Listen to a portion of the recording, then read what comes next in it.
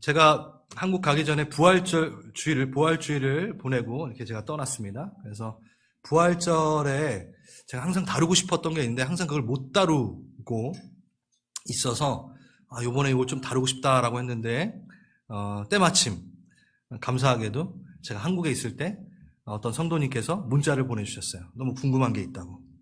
주일에 예배를 드리는 게 하나님의 부활하신 날이어서 일요일 날 드리는 것을 알고 있는데요. 왜 이스터는 월요일일까요? 이게 무슨 뜻이냐면 돌아가신 지 3일 만에 부활하신 거면 월요일 날 부활하신 게 맞는 것 같은데 헷갈려서요. 여러분 이 질문이 여러분 아주 타당한 질문입니다. 아주 합당한 질문이고 이렇게 고민을 한 번쯤은 해보셔야 돼요. 여러분들이. 예. 지금 이 질문이 무슨 소린가도 모르실 수도 있을 수 있는데 이게 무슨 얘기냐면 금요일 날 오후 3시에 예수님께서 십자가에 달려 돌아가십니다. 그쵸? 그 금요일 날 오후 3시가 하루가 되려면 언제가 되나요? 토요일 오후 3시가 하루죠. 그럼 하루 그 다음에 이틀이 되면은 언젠가요? 주일 오후 3시잖아요. 그럼 총해서 며칠이에요? 이틀이에요. 그럼 이틀 만에 부활하신 건가요? 여러분 고민을 하셔야 돼요, 이거. 아니잖아요. 그쵸?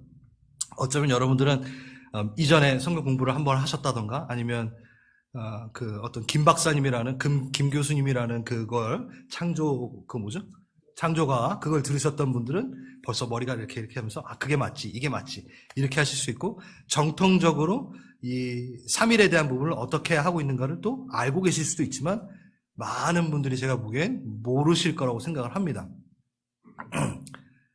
그렇잖아요. 이틀밖에 안 되잖아요. 그럼 2일 만에 부활하셔야 되는 걸로 적혀져 있어야 되는데 3일 제 3일에 3일 만에 이렇게 우리가 말을 하고 있는데 그렇게 부활을 하셨어요. 자, 그거에 대해서 오늘 좀 얘기를 하려고 합니다. 먼저 이스터 먼데이 왜 월요일 날 쉬는가? 정말 그날이 부활절이어서 쉬는가? 그건 아니에요. 이게 뭐냐면 서구권의 최대 명절은 부활절입니다. 그래서 그 연휴로 지내는 거예요. 그래서 대체 공휴일처럼 큰 행사를 마치고 그 활동을 마치고 휴식을 하는 의미에서 이스터 먼데이 날 쉬는 거예요. 그날이 부활절 아닙니다. 추석처럼 추석이 하고 나서 한 번 더 쉬잖아요. 그렇죠? 그거랑 똑같은 거예요. 지금 무슨 소리 하는지 자, 정신을 차리셔야 됩니다. 오늘 정말 여러분들 잘 따라오셔야 돼요. 다시 금요일에 돌아가셔서 주일, 일요일, 부활 3일이 아니라 어떻게 보면 2일이지 않는가에 대한 부분을 먼저 좀 얘기를 하려고 합니다. 개역개정에는 이렇게 나와 있습니다. 제3일에 살아나리라. 트리토스 헤미라. 트리토스는 3을 얘기하고요. 헤미라는 날, 때 그거를 말합니다. 날, 때 이걸 말해요. 솔직히 말해서 3일 만에 살아나리라. 3일 만이라는 단어는 솔직히 없습니다. 한국어로 번역하면서 3일 만이라는 단어를 쓴 거죠. 지금 따라오고 계시죠? 제가 따라오시기 계시도록 오늘 얘기를 계속할 것 같은데 안 하겠습니다. 또 하나 3일 만이라고 하는 거는 없지만 개역개정에 보면은 사흘 만에 다시 살아나셔서 라고 돼 있어요. 사흘 만이라고 또 여기를 번역을 했는데 여기 보면 트리토스 에게이로 여러분 아시죠? 우리 부활절을 했잖아요. 에게이로 일어나다. 만이라는 단어가 없어요. 그러니까 트리토스 에게이로예요. 성경에서는요 3에 대한 얘기는 하고 있지만 3일 만이라는 그 말은 없습니다. 사흘 만에 다시 사흘 여러분 아시죠? 순우리말입니다. 요즘에 독해력이 너무 안 돼가지고 사흘이면 4일 아니야 막 이렇게 생각하시는 분도 있다고 하는데 아니죠. 순우리말 하루, 이틀, 사흘, 나흘 이렇게 하는데 사일은 3일입니다. 3일째, 3일차, 트리토스 이 3을 강조하고 있는 것은 맞습니다. 성경에서. 그러니까 3일 만이라는 단어는 쓰진 않지만 3이라는 단어는 계속해서 쓰고 있어요. 트리토스에 예수께서 부활하셨다. 트리토스 지난 다음에 예수가 일어나셨다. 이렇게 표현하고 있습니다. 제가 이걸 얘기하는 이유가 있어요. 자, 그렇다면 먼저 제가 왜 3일까? 왜 꼭 3일 만에 부활을 하셔야 되는가에 대한 성경에서 구체적으로 설명하는 부분은 없습니다. 그거가 왜 3일 만이어야 되는, 3일, 제3일이어야 되는지를 성경은 얘기는 하고 있지 않아요, 그거는. 신학적으로 한 개의 이론을 결론으로 내리는 것은 너무 위험합니다. 그래서 제가 여러 가지 이야기를 좀 해드릴 거예요. 여러분, 항상 성경이 말하는 데까지만 가야 돼요, 우리는.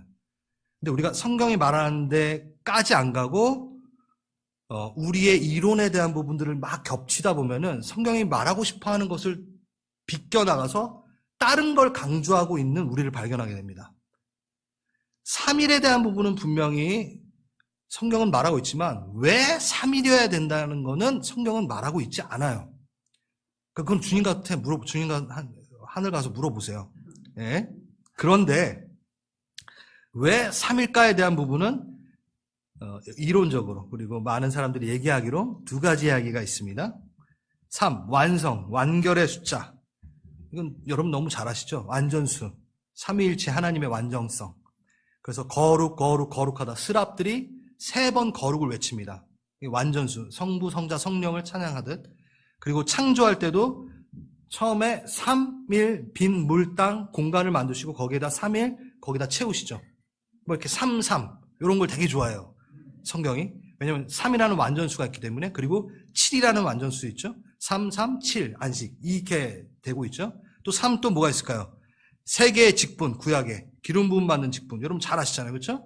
그리고 하루 3번 기도하는 거 유대인들이. 그리고 겟세마네 기도 3번 우리 예수님 하셨고, 그리고 왕에게 바치는 선물도 금, 모략, 유황 이것도 3가지고 여러 가지가 이 3이라는 단어가 완전을 뜻하기 때문에 3을 말합니다. 근데 이것 때문에 예수님이 3일을 이렇게 했다라고 명시적으로 성경에서 말한 건 없다라는 거예요. 예수님의 부활은 삼위일체 하나님의 합동사역으로 표현되기 때문에 그 3이라는 부분을 주님께서 지키셨다 이렇게도 얘기를 하기도 하지만 또 뭐가 있을까요, 여러분? 요나 물고기 뱃속에서 3일을 지냈기 때문에 이거는 성경에 명시되어 있잖아요. 이거 너무나 잘 아는 거죠. 그렇죠? 요나가 그리고 나서 물고기가 토해내서 느느웨에 선포를 할 때도 며칠 길? 3일 길. 그러니까 완전성을 얘기하는 거예요. 완전히 죽었고 그리고 3일 길을 걸었다는 건 정말 3일 길일 수도 있지만 맞아요. 정말 완전하게 다 자기는 선포했다 이렇게 얘기하는 걸 수도 있고 그렇죠? 그리고 표적을 보이라고 한 그 종교 지도자에게 예수님께서 내가 너에게 보여줄 표적은 요나의 표적밖에 없다라고 말씀하셨어요. 그러니까 내가 죽음 가운데서 살아는 요나가 3일 동안 죽었다가 물고기에서 나온 것처럼 나도 십자가의 사역을 통하여 너에게 보여줄 표적은 그거밖에 없다. 내가 딴 표적을 너에게 보이고 싶진 않다라고 말씀하시는 부분에 이 부분이 십자가의 3일에 대한 부분을 제일 많이 그래도 얘기하고 있는 부분이긴 합니다. 그런데 구약은 항상 예수님의 실제죠. 구약은 그림자죠. 그렇죠? 예수님께서 이 그림자를 위하여 이걸 하신 것이라기보다는 예수님의 3일의 그 부활, 십자가에서 죽으시고 3일 만에 부활하심, 이 자체가 원본이라는 거죠. 요나가 원본은 아닙니다. 얜 그림자입니다. 실체는 이겁니다. 그렇기 때문에 얘를 따라 하신 것이 아니라는 걸 먼저 말씀을 드립니다. 예수님은 시공간을 초월하시고 이 부분이 먼저 하나님께서 작정하신 부분일 수도 있습니다. 자, 여기까지. 이건 지금 가고 있어요. 자, 그리고 또 예수님의 십자가를 보게 하는 장치 가운데 아브라함이 이삭을 데리고 모리아산으로 가는 그 길도 3일 길이었습니다. 그리고 바울도 그가 3000층을 봤다. 그러니까 하늘의 영역 가운데 3개의 하늘을 봤다. 그래서 유대인들은 하늘이 3개다라고 그러니까 완전성. 그러니까 3이라는 단어는 완전성을 얘기합니다. 그리고 또 하나, 3일이 지나야 사람이 완전히 죽었다는 것을 인정하기 때문에 3일을 무덤에 머무셨다라는 의견도 있습니다. 제가 이게 다 틀렸다는 게 아니에요. 다 말하고 있고 우리가 익히 알고 있는 걸 한번 쭉 얘기하는 겁니다. 당시 유대인들은 사람이 죽으면 그 영혼이 3일간 이 땅에 머물다가 음부로 간다고 믿었기 때문이에요. 그래서 요한복음 11장에 보면 나사로가 죽었다는 소식을 듣고 예수님께서 바로 안 가시고 뭐 하죠? 이틀 동안 더 유해요. 베다니에 머무세요. 그 베레아라는 지역에 가셔야 되는데, 베레아라는 곳에 머물게 됩니다. 그리고 쉬었다가 그 다음에 가세요. 하루 정도 길을 걸으면 갈 수 있는 곳을 이틀을 더 유하셨다가 가요. 그러니까 왜 그러셨을까? 이 나사로가 완전히 죽었다라는 것을 유대인들이 다 알고 그 다음에 살리셔야 되기 때문에, 이것을 또 3일로 얘기하기 때문에. 그래서 이들의 문화, 유대인들의 문화에 대해서 주님께서는 부응하시고, 예수님도 유대인이었으니까 그거에서 알맞게 사역을 하시기 위해서 3일을 주님께서 있다가 나사로에게 가셨던 거죠. 동일하게 유대인들이잖아요, 다. 예수님도 3일 동안 무덤에 계셔야 됐던 거는 또한 완전히 죽으셨다라는 것을 유대인들, 그들이 문화적으로 이해하게끔 하기 위해서 3일을 머무셨다라는 것도 의견 중에 있습니다. 다 맞아요. 틀린 거 하나도 없습니다. 이 두 가지가 맞습니다. 그런데 그럼 3일이어야 되는데 왜 이틀이에요? 이게 문제가 되는 거예요. 이틀이 아니에요. 근데 잘 보세요. 앞에 제가 얘기했던 거, 금요일 날 3시에 돌아가셨어요. 그렇죠? 그럼 하루가 언제죠? 토요일 날 3시. 좋아요. 그럼 그 다음 날은 언제죠? 하루가 더하면? 주일 3시. 그럼 주님은 언제 부활하셨죠? 주일날 새벽에 부활하셨는데, 그럼 이틀 만에 부활하신 거네요? 앞에서 계속 이걸 얘기했어요? 이게 바로 우리가 갖고 있는 시간적 개념이기 때문입니다. 자, 제가 누르면 안 되죠? 지행자매님 좋습니다. 네. 3일 만, 이렇게 이거는 정통적인 교회에서 얘기하고 있는 겁니다. 3일 만이라고 얘기하지 않고 3일이라고 분명히 말하고 있어요. 이거는 3일 차를 얘기합니다. 자, 창세기 1장 5절에 뭐라고 돼 있죠? 저녁이 되고 아침이 되니 이는 첫째 날이라. 그래서 유대인들은 하루가 언제 시작이에요? 저녁이 하루가 시작이에요. 저녁이 하루의 시작입니다. 그래서 그 하루가 저녁이 시작되고 그 다음에 저녁이 하루가 끝나는 거죠. 그래서 여러분들 안식일 또한, 유대인들도 지금 아직까지도 안식일 또한 금요일 저녁부터 시작해요. 아침부터 시작하는 게 아니에요. 금요일 저녁에 안식일이 시작돼서 언제 끝나요?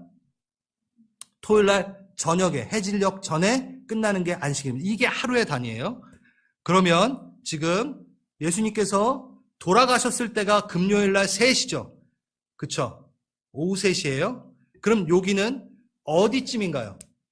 이 목요일의 하루 1일차에 속해져 있습니다. 그쵸? 이거 보시면 충분히 이해되시죠? 그쵸? 네. 자, 목요일 날 저녁이 해가 졌어요. 그럼 그 하루가 언제죠? 금요일 날 저녁이 하루죠. 예수님 언제 돌아가셨어요? 요 중간에. 그러니까 1일차. 그러니까 하루가 1일차입니다. 그 다음에 그 하루는 뭐죠? 금요일 날 저녁에서 토요일 날 저녁까지가 하루죠. 그럼 이게 뭐예요? 2일차죠.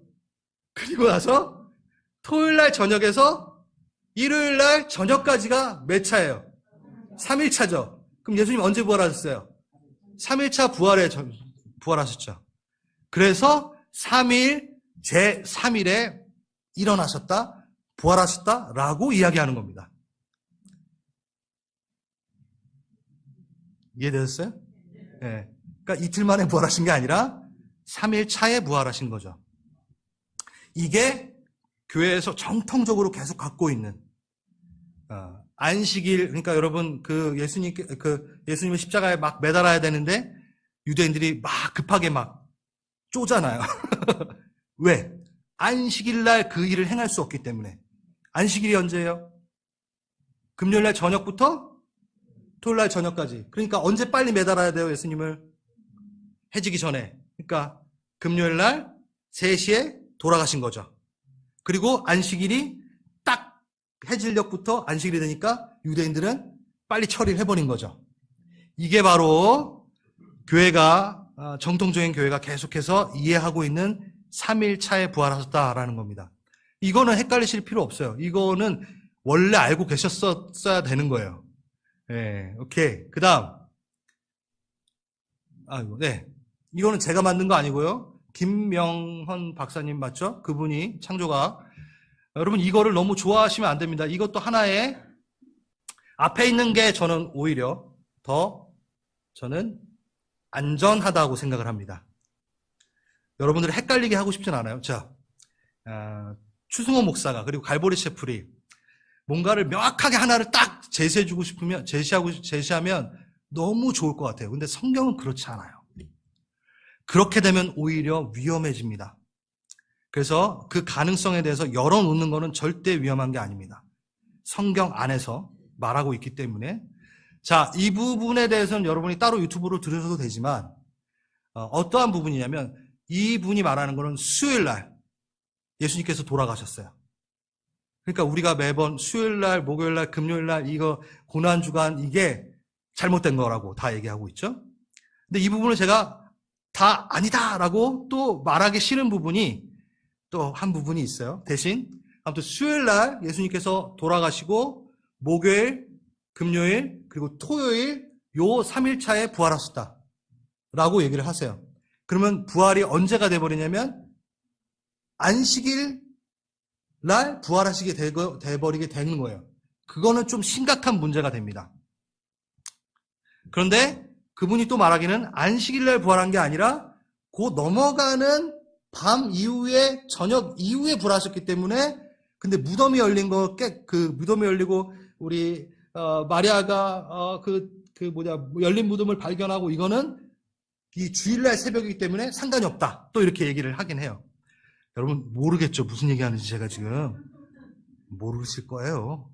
근데 이게 다 제가 말하면 이거 제가 얘기하고 싶은 거는 이게 그닥 중요하지 않다라는 걸 말하고 싶어서 지금 얘기하는 겁니다. 그러니까 유튜브 보셔도 되고 뭐 해도 되는데 맹신하지도 마시고 이게 맞다라고 싸우지도 마시고 이게 그닥 중요한 게 아니에요. 물론 그분들은 다 중요하다고 되게 얘기를 하겠지만 그렇게 중요한 건 아닙니다. 제가 지금 얘기하고 싶은 건 이거예요. 다음 거. 다음 거가 없죠. 그림 내려주시고. 절기 안식일과 7일마다 돌아오는 안식일 이것이 있었기 때문에 이렇게 계산한다라고 이렇게 얘기를 하기도 합니다. 그런데 제가 좀 명확하게 하고 싶은 것은 안식일 날 부활하시면 안 돼요, 예수님은. 그거는 아주 명확합니다. 그 얘기를 제가 좀 하면 앞에 이 내용들이 그닥 중요한 건 아니겠구나 라고 이해가 되실 거예요. 신약, 예수님은 안식 후 부활하신 것을 기념하고 그것을 중요시 여기는 예수님이십니다. 기독교는 안식일 종교가 아니라 제7일 안식교가 아니라 부활의 종교예요. 그래서 부활을 뛰어넘어야 돼요. 안식을 넘어가야 돼요. 안식일을 넘어가야 돼요. 오늘 이 얘기를 좀 하려고 합니다. 부활의 날, 주님의 날. 주님은 그날을 새롭게 제정하실 필요가 있었어요. 일주일의 마지막은 유대력상으로는 일주일의 마지막이 언제냐면 안식일, 토요일이에요. 근데 우리 기독교는 일주일의 시작을 어디로 두죠? 주일로 둡니다. 주님의 날로 우리의 삶이 시작된다. 그래서 부활주일을 우리는 이렇게 지내고 우리의 한 주를 부활의 삶으로 걸어가겠다라고 공표한 거죠. 안식일에 멈춘 삶이 아니라 부활의 삶으로 나아가는 게 바로 기독교입니다. 그 얘기를 지금부터 해드리겠습니다. 두 번째, 대제사장을 통한 부활의 의미에 대해서 말씀을 드릴게요. 두 번째, 히브리서 9장 11절 12절을 보면요, 예수님께서는 우리의 대제사장 되셔서 하늘의 대제사장 되셔서 우리를 영원한 한 번의 단번에 영단번이라고 그러죠. 영원한 한 번. 그래서 영단번의 제사라 그러거든요. 예수님의 십자가를 지심으로 어린 양 되셔서 한 번에 그것을 해결하십니다. 그분은 대제사장이시면서도 어린 양 되십니다. 이건 히브리서 때 다 했었어요. 그렇죠? 그리고 단 한 번에 성소에 들어갔다. 이 얘기가 바로 히브리서 9장 11절 12절에 나오는데 그래요. 제가 지금 여태까지 말했던 게 그겁니다. 9장 7절을 볼까요? 그래서 대제사장 대신 예수를 한번 따라가 보면 오늘 제가 하려고 했던 그 내용이 들어가 있습니다. 제가 한 6년 전에 이거를 한번 수예배 때 했었는데 아무도 기억을 못 하시겠죠. 저도 기억을 못 할 거예요. 그때 언제 했었는지 기억이 안 나는지 저도. 한번 같이 읽어볼까요? 시작.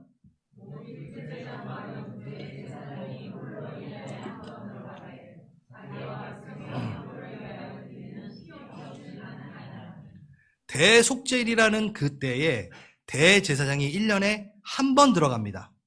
근데 그 한 번이 아니라 1차 들어간다라고 얘기할 수 있어요.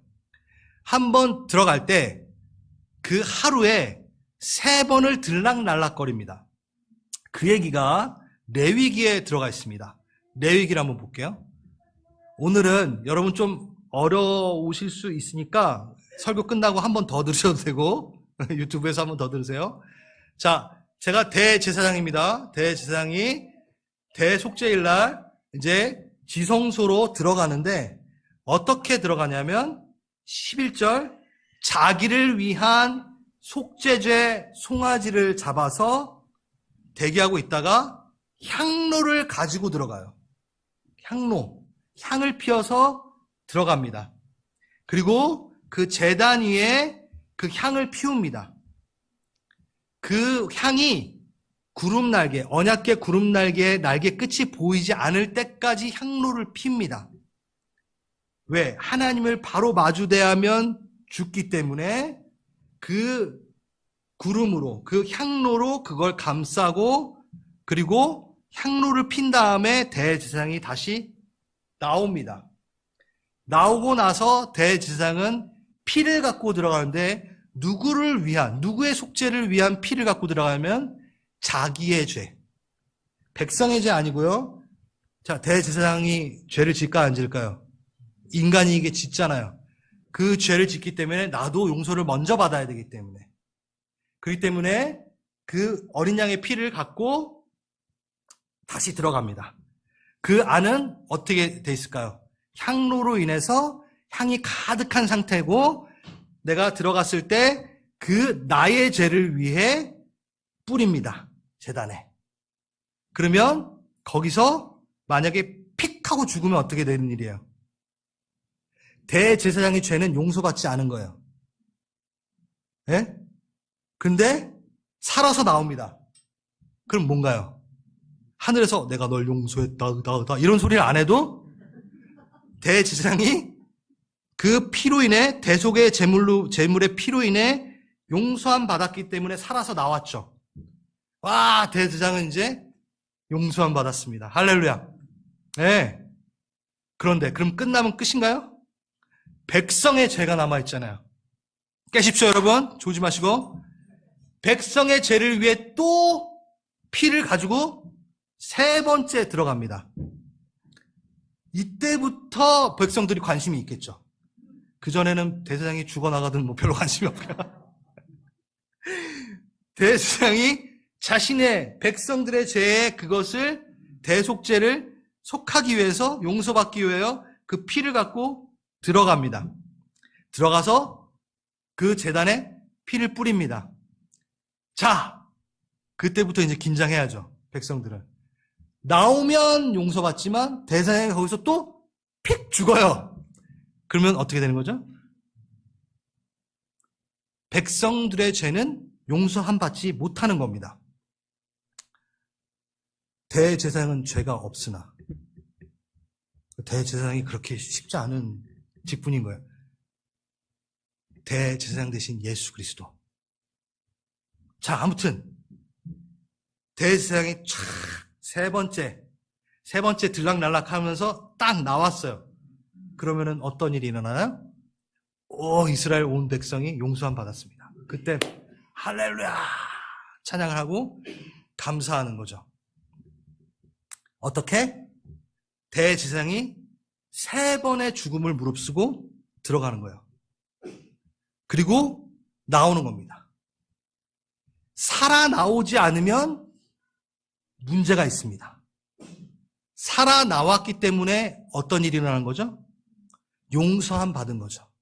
자, 예수님께서 우리의 대제사장 되셔서 십자가에 달리시고 3일 만에 3일 동안 죽으셨어요.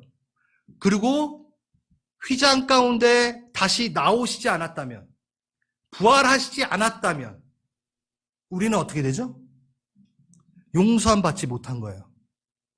근데 예수님이 어떻게 하셨죠? 나오셨어요. 부활하셨어요. 대제사장이 세 번째 들어갔다가 나온 것처럼 예수님은 3일 만에 우리의 죄를 다 대속하시고 부활하셨어요. 그 부활하심으로 인하여 우리는 용서함 받았고 그 부활하심의 날을 우리는 찬양하고 기리는 겁니다. 할렐루야. 네. 좋아요, 여러분. 이게 대형교회에선 못해요. 왜 못하는 줄 알아요? 예, 되게 노멀한 걸 항상 설교해야 돼요, 대형교회에서는.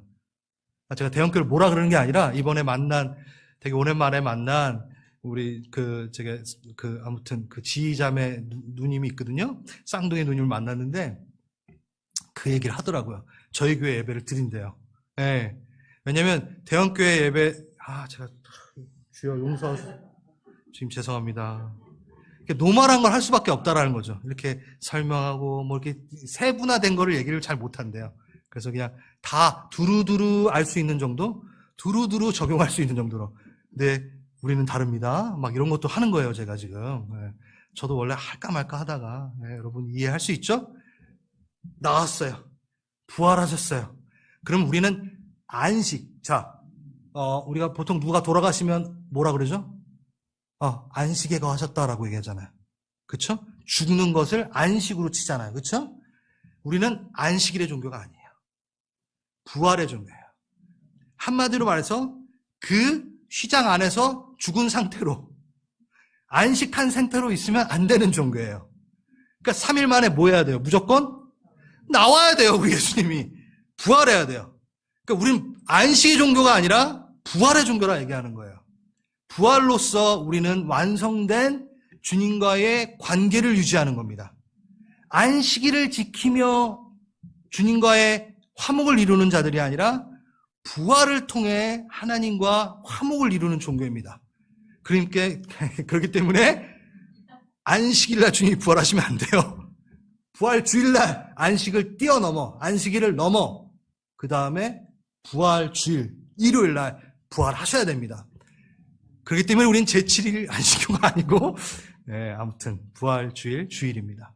이 얘기예요. 그렇기 때문에 여러분 헷갈리지 마시고, 막 따져가지고 토요일날 부활하고 이런 거 아니라, 그냥 3일에 부활주일날, 우린 부활의 종교이기 때문에 그 날을 기린다라고 생각하시면 됩니다. 그렇게 3이 중요한 내용은 아닙니다만, 자, 다음 그림 보여드릴까요? 자, 그림이 있는데 그냥 다 지나쳤네요. 저 향로를 갖고 저 휘장 안으로 들어가는 거예요. 들어가면 다음 그림, 이렇게 향이 쫙 있고 저기 쉐카나 영광 가운데 번쩍번쩍거리고 있는데 저 구름 날개 사이가 연기로 다 차여져 가지고 안 보일 때까지 대제사장은 있어야 돼요. 머물러 있어야 돼요. 거기서 막 돌아다니면 안 돼요. 향로 갖고 가자마자 가만히. 그 다음에 나와야 돼요. 그리고 자신의 죄를 위해서 들어가요. 그리고 나와요. 그 다음에 우리의 죄를. 예수님께서 죄 없으면 얼마나 감사합니까? 그쵸? 예수님이 죄가 있으시면 이 역할을 수행하지 못하시죠. 근데 예수님은 죄가 없으십니다. 그래서 다 스킵하시고, 우리의 죄를 위해서 어린 양 되시고, 대제사장 되시지만 또 어린 양 되시고, 피 제물 되셔서 우리를 부활하심으로 이끌어내십니다. 자, 세 번째. 그래서 여러분, 이거 없애도 되고요, 그림. 우리는 부활을 기념합니다. 안식을 기념하지 않습니다. 그래서 저는 이걸 가지고 한번 생각을 해봐야 될 것 같아요. 우리가 영원히 살 수 있다라는 것을 기뻐하기 이전에 우리는 뭘 먼저 기뻐해야 되죠? 우리가 용서받았다를 먼저 기뻐하는 게 부활주일입니다. 우리가 부활주일 모여서 우리는 영원히 사는 사람들이야. 막 바로 그렇게 스킵하지 말고 부활, 주님께서 다시 나오신 것은 우리가 용서함 받았다는 뜻이기 때문에 우리가 무엇으로 먼저 기뻐해야 된다? 용서함 받음으로 기뻐해야 된다는 거야. 용서의 비, 은혜의 비에 먼저 감격할 줄 알아야 된다는 거야. 이거 없이 그냥 나 이제 영원히 사네 이렇게 해버리면 안 되는 거야. 그럼 부활주일에 대한 진정한 의미를 우리는 새기지 못하는 겁니다. 그래서 날마다 우리는 매주 나와서 다시 반복하여 양심에 화인 맞은 모든 것을 제거하고 주님 앞에 용서함을 구하고 그 용서함 받은 것에 기뻐함으로 나아가는 주일을 보내야 돼요. 구태연하게 뭘 또 회개해. 뭘 또 용서 얘기해. 아니요. 부활주일은 용서함 받은 걸 확인받는 날이에요. 첫 번째, 그게 너무 중요하다는 것을 말씀드리고, 두 번째, 우리가 안식일 종교 아닌 부활의 종교임을 우리가 의미 있게 생각해야 된다는 것은 토요일 안식에서 완성되는 게 아니라 부활에서 완성된다는 것. 계속 말했던 것. 그렇죠? 그러면 여기에 연결돼서 우리는 안식의 삶을 위해 사는 사람들이 아니에요. 여러분 주일날 쉬려고 사는 게 아니에요. 제가 좀 강하게 얘기합니다. 그럼 주일날 쉬어야 되는데 교회 나와야 돼. 여러분 그건 여러분 안식일을 얘기하고 있는 거예요. 토요일 쉬세요. 자, 안식일이 토요일이거든요. 토요일날 쉬세요. 주일은 뭐요? 다시 거룩한 입고 용서함 받고 하루를 시작하는 하나님께 내 일생은 내 일주일은 주님의 날입니다라고 선포하는 부활주일입니다. 그러니까 주일날 쉬어야 된다라는 생각이 아니라 그러니까 제가 쉬지 말라는 게 아니라 여러분 여전히 우리가 갖고 있는 게 안식일적인 제7일 안식교도 아니면서 왜 자꾸 주일날 쉬어야 되는데 나 교회 나가야 돼. 여러분 아니에요. 토요일날 쉬세요. 안식일은 토요일날 하는 겁니다. 몸의 안식을.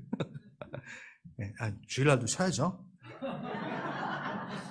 하지만 부활주일은 우리가 이날 모이는 거는 내가 그동안 못 쉬었으니까 주일날 쉬어야지. 이게 아니라 완전 재정비하는 날이에요. 한 주의 시작인 거예요. 토요일날 끝났어요. 한 주는. 그러니까 토요일날 쉬고 안식일 하고 그 다음에 부활주일은 온 힘을 다해서 거룩성을 회복하고 하나님은 아직도 일하신다. 예수님 분명히 말씀하셨잖아요. 하나님 안 쉬세요. 우리를 위해 중보하고 계세요. 예수님도 중보하고 계세요. 우리의 영혼을 위해서 뛰고 계세요. 그러니까 우리의 영혼도 주님과 함께 부활의 삶을 시작하는 부활주일은 영혼이 열심으로 뛰는 날이죠. 영혼이 열심을 다하는 날이죠. 그래서 세 번째는 제가 말하는 것, 구원받은 자는 부활의 삶, 구별되어 그 주일을 보낸다. 그래서 주일 성수하는 거예요. 주일을 지켜내는 거예요. 그래서 월터 브루만이 이렇게 얘기합니다. 안식일은 저항이다. 근데 저는 다시 얘기합니다. 주일은 저항이다. 주일은 저항하는 거예요. 남들은 다 안식한다고 쉬지만 난 토요일날 안식 그거 끝냈고 이제 부활하신 주일날 나는 주님을 위해 찬양하러 간다. 나 타협하지 않는다. 그럼 주일날 가게 문을 닫고 그 이유가 그거 저항이거든요. 주일이라도 더 벌어야지 살 것 같아 라고 했던 그 사람들과는 좀 다른 삶. 난 거기에 매이진 않을 거야. 나는 그래서 주일을 지키는 거야. 그건 저항이에요. 세상에 대한. 만몬주의에 대한 저항이에요. 나는 이렇게 살 거야 라고 보여주는 거예요. 그 주일 성수는 그냥 쉬니까 그리고 일요일이니까 이게 아니라 내 삶이 무엇을 가치 있게 여기는가를 보여주는 날이에요. 누구에게? 사람들에게. 세상에게. 그렇습니다. 세 번째, 정말 중요한 거. 이제 계속 중요하대요. 정말 중요한 거. 이 주일에 대한 이야기. 제3일에 죽은 자 가운데서 살아나신 예수님. 우리는 죽음을 이긴 자들입니다. 안식을 뛰어넘은 자들입니다. 이게 더 중요해요. 3일이 만 3일이고 막 이런 것도 그래요. 그건 조금 그냥 옆으로 두고 이런 이론도 있고 저런 이론도 있다 하지만 성경이 정말 말하고 있는 것에 집중해야 돼요. 항상 보면은 성경이 말하고 있는 거 집중 안 하고 막 외경 읽는 사람이 있어요. 유튜브 이상한 거 보는 사람들 많아요. 막 맨날 666이고 뭐고. 여러분 그거 할 시간 있으면 성경을 보세요. 차라리. 예, 정경을 보세요. 차라리 외경 볼 시간 있으면.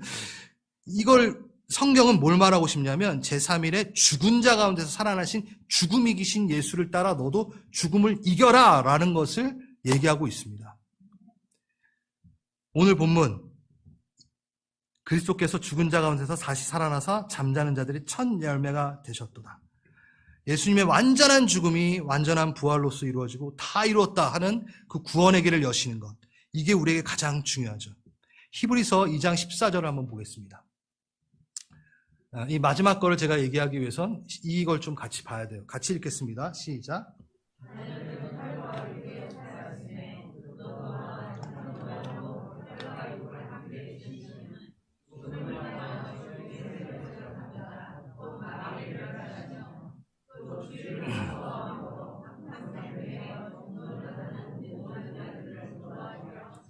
아멘. 주님께서 십자가에 달리시고 죽음을 통해 죽음의 세력을 잡기 위해서 주님은 죽으십니다. 이 죽으심이라는 게 너무 중요한 겁니다. 죽음을 죽음으로 이기시는 예수님. 이게 도대체 무슨 소린가? 여러분, 죽음을 어떻게 죽음으로 이기지? 여러분, 이거는 기독교의 아주 중요한 부분이죠. 이 얘기는 창세기부터 시작됩니다. 창세기 에덴 동산에서 어떤 일이 일어났죠? 선악을 알게 하는 나무 아래서 사단이 유혹합니다. 사단의 최선의 공격이죠.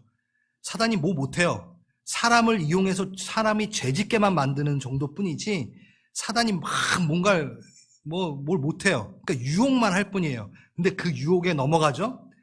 우리가 죄를 진 겁니다. 사단 때문에 죄를 진 건 아니에요. 사단이 유혹했고 우리가 선택한 겁니다. 그리고 우리가 죄를 졌어요. 하나님과의 관계가 단절이 됩니다. 우린 죽음 안에 거하게 됩니다. 사망 권세 아래 내려지게 됩니다. 이 사단이 얼마나 기쁘겠어요. 하나님이 정말 사랑하는 자녀를 자기의 손아귀에 사망 권세는 무조건 죽게끔 만들어지는 이 일들 가운데 자신의 유혹이 성공이 된 거예요. 사단이 그리고 선전포고를 합니다. 얘네들은 다 내 거야 하면서 선전포고를 합니다. 그때 하나님께서는 어떠한 계획을 세우시죠? 예수님과 함께 여자의 후손을 통하여 너의 머리를 상하게 할 거야라는 그 사단의 선전포고에 바로 얘기하십니다. 승리의 계획을 선포하십니다. 그때 사단은 어땠겠어요? 긴장했겠죠. 어느 때이고 어떤 방법인지는 모르겠지만 자기 머리가 부서진다니까 긴장을 하겠죠. 그때 사단은 그때부터 자신이 공격 방법을 계속해서 동원합니다. 어떤 공격? 이 자가 하나님께로 관계를 맺지 못하도록 비진리, 이론, 거짓, 불신 사상들, 견고한 진을 다 준비합니다. 악독, 정욕, 수치 이걸 막 입혀가지고 일어나지 못하게 막 사람들을 얽매어 둡니다. 이 얽매어진 이들을 예수님께서 이제 구원하시는 시기가 오겠죠? 그게 언제가 2000년 후에 2000년 후가 아니군요. 주님께서 나타나시는 그때에 사단은 하나님의 계획을 보게 됩니다. 자, 여자의 후손으로 올 거라고 했지만 사단은 자기의 그 힘과 대등하게 싸우기 위해서 메시아라는 그가 올 때에는 긴 칼을 차고 백마를 타고 아니면 미가엘 천군 천사처럼 천군을 거느리고 천사의 모습으로 오지 않을까? 이렇게 생각을 했을 수도 있어요. 사단이. 왜? 자기랑 싸워서 이겨야 되니까. 내 머리 상하게 하려면 나 정도는 힘이 있어야 되고 영적인 존재여야 되고 막 이렇게 생각하는데 하나님으로 오신다면 자기가 깨갱이겠지만 천사 정도의 모습으로 오면 좀 비등비등 하겠지? 생각하겠죠. 그런데 웬걸 인간으로 오셨대요. 아기 예수로 오셨대요. 사단이 어떻겠어요? 이게 웬일이야? 뭔가 좀 가능하겠는데? 내가 메시아 머리를 좀 상하게 할 수 있을 것 같은 이 꿈에 부풀어 있었겠죠.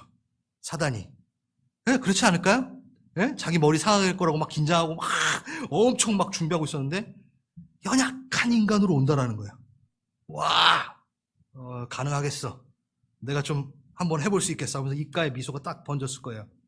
그리고 나서 하나님이 틀렸다라는 것을 자기도 증명할 수 있을 것이라고 생각하는 사단의 웃음이 있었겠죠.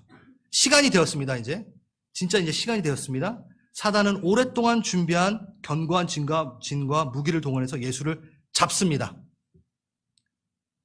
패역함을 통하여, 배신을 통하여, 유다의 배신, 베드로의 배신.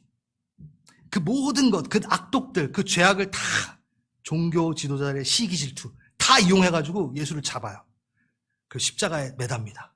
야, 이제 내가 이길 수 있을 것 같아. 사단이 생각했겠죠. 그렇죠?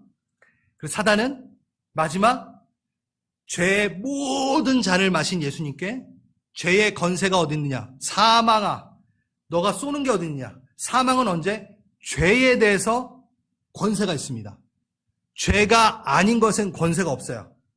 그러니까 예수님이 모든 죄를 다 겟세마네 동산에서 죄의 잔을 다 마셨기 때문에 이 잔을 내게서 피하게 하소서. 그게 너무나 큰 아담 때부터 저질러 온 모든 악독의 죄, 그 더러운 죄를 다 마셨기 때문에 사단은 어디에 권세가 있어요? 죄의 권세가 있으니까 예수님을 쏴 죽일 수 있고 예수님을 죽일 수 있는 권세가 생겨버린 거예요. 그 죄를 다 마시셨잖아요. 그래서 사단이 죄의 화살을 쫙, 사망의 권세의 죄의 화살, 고린도서 15장에 나오잖아요. 그 사망의 권세의 화살을 탁 정조준해가지고 팍 놓습니다. 그 죄를 향해 사망의 권세가 쫙, 죽음의 권세, 이제 죽었어 하면서 확 화살을 날리는 그 순간에 예수님께서 마지막에 뭐라 그러시죠? 십자가에서 다 이루었다 그러시는 거예요.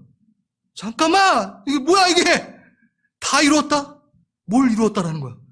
이미 쏜 화살 팍 죽으셨어요. 죽으셨어요. 사단은 자기가 이긴 줄 알았는데 다 이루었단 말이 너무나 찜찜합니다. 너무 찜찜합니다. 내가 죽였는데, 내가 죽인 건데 어떤 일이 일어나죠? 먼저 죽으셔야죠. 확실하게 죽으셔야죠. 사망 권세 한복판으로 들어가십니다. 예수님이 죽음을 죽음으로 이기십니다. 어떻게? 사망 권세가 뭔가요? 사단이 그나마 갖고 있었던 최고의 자기의 것, 이건 못 건드려요 라고 했던 것, 죽음은 내 겁니다, 사망 권세는 내 힘입니다 라고 했던 그의 영역에 예수님이 죽음을 뚫고 죽음의 문을 열고 꼭 사망의 권세로 들어가야 되잖아. 죽음은 문입니다. 사망은 권세입니다. 그 사망 안에 들어가는 겁니다. 죽음의 문을 열고 예수님께서 사망 권세 정중앙에 들어가십니다. 누가? 사단이 왕이라고 했던 그곳에 누가? 예수가 왕으로 들어가십니다. 그 사망 권세 정한복판에서 그는 빛으로 계십니다. 그러니까 다 파괴가 되는 거예요. 사망 권세는 힘을 잃어버리는 거예요. 죽음은 죽는 거예요. 죽음은 죽는 거예요. 죽음은 깨져버리는 거예요. 그래서 예수님께서 사망 권세를 이기셨다는 얘기가 그겁니다. 죽음을 죽음으로 이기셨다는 얘기가 그 얘기입니다. 그래서 죽음을 통하여 그 사망 권세 전 중앙에 그 어둠 가운데 빛 조그만 거 하나라도 생기면 어떻게 되죠? 어둠은 바로 물러나갑니다. 그 빛이 들어오자마자 사망 권세는 힘을 잃어버립니다. 할렐루야. 이게 바로 기독교예요. 이게 예수님의 우리를 위한 역사십니다. 그 분이 그 정중앙에서 하나님의 빛을 선포합니다. 그리고 나를 따라오는 자 동일하게, 예수를 따라오는 자 동일하게, 예수의 십자가를 믿는 자 동일하게 죽음의 권세를 이기느니라. 너가 사망 권세 아래 있지 않고 죽음의 문을 통하더라도 너는 뭐하나? 부활하는. 예수와 함께 죽고 예수와 함께 부활한다. 예수는 거기에 머물지 않으시고 3일 만에 뭐 하시죠? 부활하십니다. 완전한 빛으로 부활하십니다. 그래서 그 사망 권세, 그것은 깨져버리고 아무런 힘을 발휘하지 못합니다. 죽음을 갖고 우리를 노략질하지 못합니다. 죽음, 그 강한 권세로 여러분들을 노략질하지 못한다고요? 죽음을 이긴 자들이요, 안식에 머물지 않는 자들이요, 바로 부활 생명을 갖고 있는 우리들인 거죠. 성경은 이걸 말하고 싶은 거예요. 3일 중요하죠. 안식 중요하죠. 근데 정말 중요한 거는 우린 안식에 머무는 자들이 아니고 부활의 삶을 사는 자들이며 죽음을 통해 죽음으로 죽음을 이기신 예수 그리스도를 따라 죽음에 매여 있지 않는 새 삶을 사는, 기쁨의 삶을 사는 자들이라는 것이죠. 이제 마치겠습니다. 마치는데 제가 한국에 이 부분을 제가 여러분과 나눴던 이유가 있습니다. 먼저 이 질문을 먼저 했던 우리 성도님 자매분이 한 분 계셨고, 이거를 묵상하면서 우리가 최근에 우리 교회가 죽음이라는 사건, 죽음이라는 이름이 좀 가까이 있었던 경험을 하였습니다. 너무나 소중한 우리 가진 자매님을 하나님 곁으로 보냈습니다. 그리고 저는 이번에 가서 납골당에 가서 가진 자매의 납골당에서 사진을 마주대했고, 우리 제임스 형제님도 보고 왔어요. 그러면서 제임스 형제님이랑 많은 대화를 했습니다. 제임스 형제님이 버티고 계세요. 그리고 제임스 형제님이 거의 왔다 갔다 그 차 시간, 그리고 거의 하루 종일 저와 같이 있었는데, 우리 제임스 형제님이 건강에 대한 부분이 많이 이제 마음이 아프니까 저에게 건강 교육을 엄청 하셨어요. 목사님 아프면 안 됩니다. 목사님 요번에 가진이 보내면서 목사님 되게 제 자랑하는 게 아니라 목사님 되게 중요하더라고요. 목사님 없으면 저 못 버텼을 거예요. 하면서 목사님이 이런 거 다 같이 해주시고 하셔야 돼요. 하면서 목사님이 건강하셔야 돼요. 막 저를 계속 가지고 뭐 먹지 말고 뭐 먹어야 되고 막 제임스 형님 하루 종일 건강 전도를 받고 그래. 저도 많이 위로해드렸지만 오히려 저를 자꾸 건강하라고 얘기했던 그 시간들과 함께 제가 부산으로 이제 가야 되니까 기차에서 읽기 위해서 아주 조그만 소책자 헨리 나우엔의 책을 가져갔었어요. 그 책에 이런 대목이 있습니다. 제가 하나 읽어드릴게요. 인생이란 진정으로 다른 사람들을 위해서 죽을 수 있도록 자신을 준비하는 준비의 여정이다. 다시, 인생이란 진정으로 다른 사람들을 위해 죽을 수 있도록 자신을 준비하는 준비의 여정이다. 죽음이라는 그 단어가 상당히 우리 교회 가운데, 우리 공동체 가운데 가까이 있었습니다. 내 인생에서 그러한 단어와 그런 이름이, 그런 사건이 가까이 있을 때 우리가 깨어치게 되는 게 하나 있는데, 죽음을 두려워할 필요가 없다라는 것을 다시 한번 깨닫게 되는 시간이 있겠죠? 건강 관리는 하되 건강을 두려워할 필요는 없다라고 분명히 우리는 깨닫게 되겠죠? 그렇지 않을까요? 건강을 관리를 잘하세요. 저도 잘할 겁니다. 왜? 주님 주신 소명을 다 하기 위해서 관리를 해야죠. 아멘, 아멘, 할렐루야. 예. 그런데 건강에는 두려워는 하지 마세요. 그거에 우리가 건강을 두려워하는 이유가 뭐죠? 죽을까 봐잖아요. 이렇게 너무 같이 잘해주셔서 감사합니다. 그 죽음을 두려워하지 않는다면 건강도 두려워하지 말아야죠.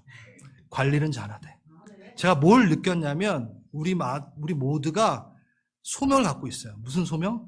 죽음을 이기신 예수 그리스도를 따라 우리도 동일하게 우리의 자리에서 죽음을 이겨나가야 됩니다. 그 얘기가 뭐냐면 죽음을 이기신 예수님을 따라서 우리는 1년에 연속되는 작은 죽음을 이겨나가야 돼요. 어떻게? 내 안에 바싹 매달려져 있는 나를 위해 삶을 채우는 방식을 계속 죽여가면서 내가 죽음으로 살아나야 되는 거죠. 우리의 죄성을 죽여나감으로 다른 사람에게서 자신의 필요를 채우는 방식에서 다른 사람을 위해 살아가는 방식으로 우리는 다시 나를 죽이고 살아나야 되는 거예요.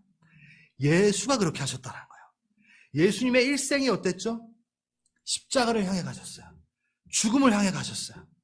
그 죽음을 통하여 누굴 살리기 위해서? 우리를 살리기 위해서. 그럼 우리의 인생은 예수님을 따라간다면 똑같다는 거예요. 다른 사람들을 위해서 죽을 수 있는 준비를 하는 게 바로 우리의 여정이다라고 얘기하는 게 바로 헨리 나우엔의 얘기입니다. 이 책 자체가 전체를 읽으면 다 이해가 되겠지만 여러분 잘 죽기 위해 지금 사시는 겁니다. 어떻게 죽으실래요? 먼저 날마다 죽으십시오. 나만을 위해 사는 예수님과 관계없이 예수님의 삶과는 전혀 무관한, 전혀 닮지 않은 삶, 그걸 날마다 죽여가면서 사십시오. 그럴 때에는 예수님과 닮은 사람들을 위해 내가 죽어가는 삶을 살아내는 방식을 배우게 됩니다. 그 자체가 바로 죽음을 이긴 자들의 삶이라는 거죠. 죽음을 무서워하는 사람들이 아니라는 거예요. 타인의 필요를 채우는 삶을 사는 자들은 죽음을 이긴 자들이 사는 삶이라는 거예요. 예수가 그랬기 때문에 죽음을 이겼다라는 거죠. 나 하면서 주님 사시지 않았기 때문에 끝내는 죽음을 이긴 삶으로 그는 승리하셨습니다. 자, 제가 이걸 마지막으로 얘기하고 싶은 건 따라가자라는 거예요. 죽음 이기신 그분을 우리가 따라가려면 우린 뭘 해야 되는가를 우린 고민해 봐야 돼요. 내가 기독교라는, 그리고 교회 다니는 사람이라는 이 명칭, 주님의 아들이라는, 자녀라는 이 명칭이 부끄럽지 않으려면 우리는 죽음을 두려워하지 않아야 됩니다. 내가 내 삶이, 나의 이기적인 삶이 죽어가는 것에 대해서 두려워하지 마십시오. 여러분이 취하려고 하고, 내가 편하려고 하고, 내가 이득을 취하려고 하고, 저 사람을 통해서 내가 이득을 얻으려고 하는 그것에 죽음을 이루십시오. 그것에 죽으십시오. 그럼 여러분 제대로 된 부활의 삶을 사는 겁니다. 그 삶을 살아보길 또 원하시는 분, 그리고 안식에 머물고 있지 않고 싶으신 분, 주일은 안식하는 날이 아닙니다. 부활의 삶을 다시 살고 싶으신 분, 감사합니다. 일어나십시오.